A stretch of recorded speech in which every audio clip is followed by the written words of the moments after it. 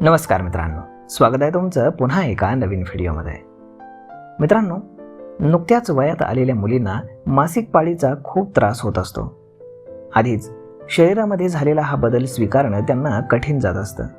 त्यामध्येच पाळीच्या 4 दिवसांमध्ये खूप जास्त पोट दुखतं. पाठीमध्ये आणि कमरेतही प्रचंड वेदना होत असतात.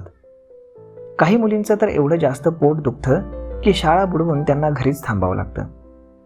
तुमच्याही लेकीला जर असाच त्रास होत असेल तर तिला आपल्या स्वयंपाकघरातलेच काही पदार्थ नियमितपणे खाऊ घाला.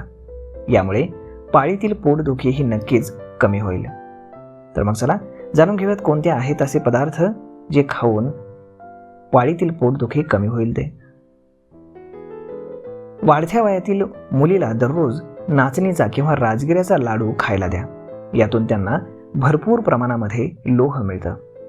त्याचबरोबर मुलींच्या आहारातलं बिस्किटांचं प्रमाण पूर्णपणे कमी करा. ते कमी झालं तरच नाचणी आणि राजगिऱ्यातून मिळणारं कॅल्शियम आणि लोह हे शरीरामध्ये व्यवस्थित शोषून घेतलं जातं.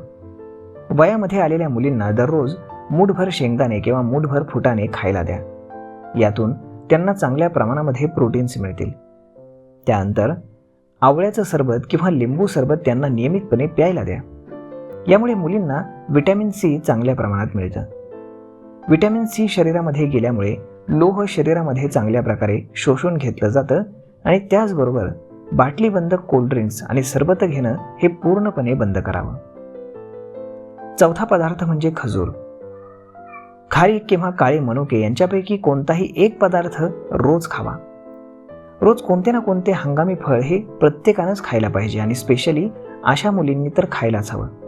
यामध्ये सफरचंद, बेरीज अशी महागडीच फळं खा असं बिलकुल नाही.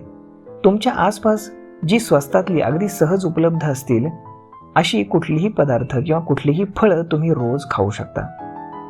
त्यानंतर एक लहान वाटी भरून दही किंवा 1 ग्लास भरून ताक हे तुम्ही नियमितपणे घ्यायला हवं. त्यामुळे व्हिटॅमिन बी आणि कॅल्शियम हे शरीरामध्ये योग्य प्रमाणामध्ये मिळत जातं.